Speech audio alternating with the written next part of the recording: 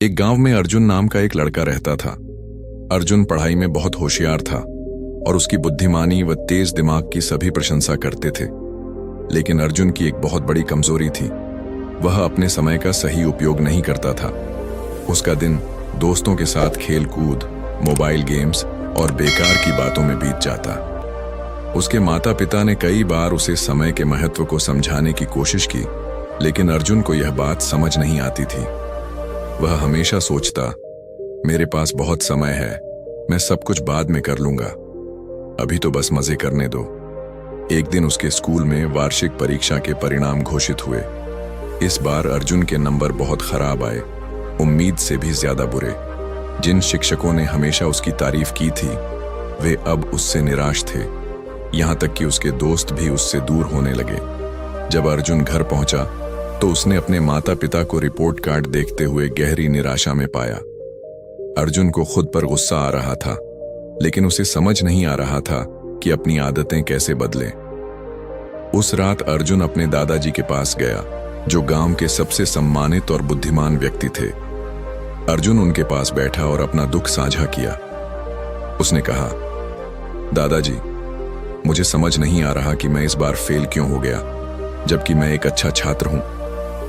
दादाजी मुस्कुराए और बोले, बेटा, समस्या यह नहीं है कि तुम अच्छे छात्र नहीं हो, समस्या यह है कि तुमने समय को हल्के में लिया है।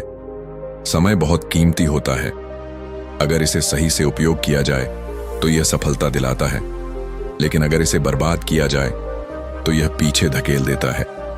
अर्जुन अब भी उलझन में था। उसने पूछा, लेकिन दादाजी, हमारे पास हमेशा समय तो होता ही है ना, मैं बाद में भी सब कुछ कर सकता हूं। दादाजी गंभीर हो गए और बोले, नहीं बेटे, समय बहती नदी के जल की तरह होता है, एक बार जो बह गया वह कभी वापस नहीं आता। चलो, मैं तुम्हें एक कहानी सुनाता हूं, जिससे तुम समय का महत्व समझ सकोगे। उन्होंने कहानी शुरू की।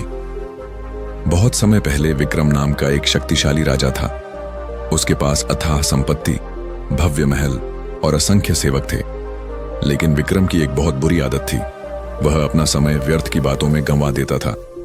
वह देर से उठता, दरबार में समय देने के बजाय दोस्तों के साथ आनंद करता और हर काम को यह कहकर टाल देता, कल कर लूंगा। एक दिन एक साधु उसके दरबार में आए और बोले, महाराज, आपके पास सब कुछ है, लेकिन आप अपनी सबसे बड़ी संपत्ति समय को व्यर्थ गंवा रहे हैं। यदि आपने इसे सही से उपयोग नहीं किया तो एक दिन आपको बहुत पछतावा होगा। राजा ने हंसते हुए कहा, मेरे पास बहुत समय है, मैं जो चाहूं जब चाहूं कर सकता हूं। साधु ने चेतावनी दी, समय को हल्के में मत लीजिए, यह सबसे बड़े राजाओं को भी बर्बाद कर सकता है। लेकिन राजा ने साधु की बात को नजरअंदाज कर दिया। वर्षों बीत गए, राजा बूढ़ा हो गया, उसकी सेहत बिगड़ने लगी, राज्य कमजोर पड़ गया और उसकी सेना युद्ध हारने लगी। प्रजा का विश्वास भी उससे उठ गया। तब उसे एहसास हुआ कि उसने अपना समय व्यर्थ की चीजों में गंवा दिया। उसने साधु को खोजने की कोशिश की, लेकिन साधु कहीं नहीं मिले। अब राजा को अपनी गलती का एहसास हुआ, लेकिन बहुत देर हो चुकी थी। उसके पास जितनी भी दौलत और शक्ति थी, वे सब उसे बचा नहीं सके। यह कहानी सुनकर अर्जुन गहरी सोच में पड़ गया। पहली बार उसे एहसास हुआ कि उसने अपना कितना कीमती समय बर्बाद कर दिया है। उसने अपने दादाजी से पूछा, दादाजी, क्या मैं अभी भी अपनी जिंदगी बदल सकता हूं? दादाजी मुस्कुराए और बोले, बिल्कुल बेटा, समय का पहिया कभी नहीं रुकता। अगर तुम आज से अपने समय का सही उपयोग करना शुरू कर दो तो तुम्हें सफल होने से कोई नहीं रोक सकता। लेकिन याद रखना, किसी भी काम को कल पर मत डालो, जो भी करना हो आज ही करो। उस दिन के बाद अर्जुन ने ठान लिया कि वह अपने समय का सही उपयोग करेगा। उसने एक दिनचर्या बनाई और हर काम के लिए समय निर्धारित किया। वह सुबह जल्दी उठने लगा, पढ़ाई पर ध्यान देने लगा और बेकार की चीजों से बचने लगा। धीरे धीरे उसे अपने प्रयासों का फल दिखने लगा। अगली परीक्षा में उसने टॉप किया और आगे चलकर एक सफल व्यवसायी बना। उसकी मेहनत और अनुशासन से लोग प्रेरित होने लगे। शिक्षा समय का सही उपयोग ही सफलता की कुंजी है। जो समय को महत्व नहीं देता, वह जीवन में पछताता है, और जो समय का सदुपयोग करता है वह सफलता की ऊंचाइयों को छूता है।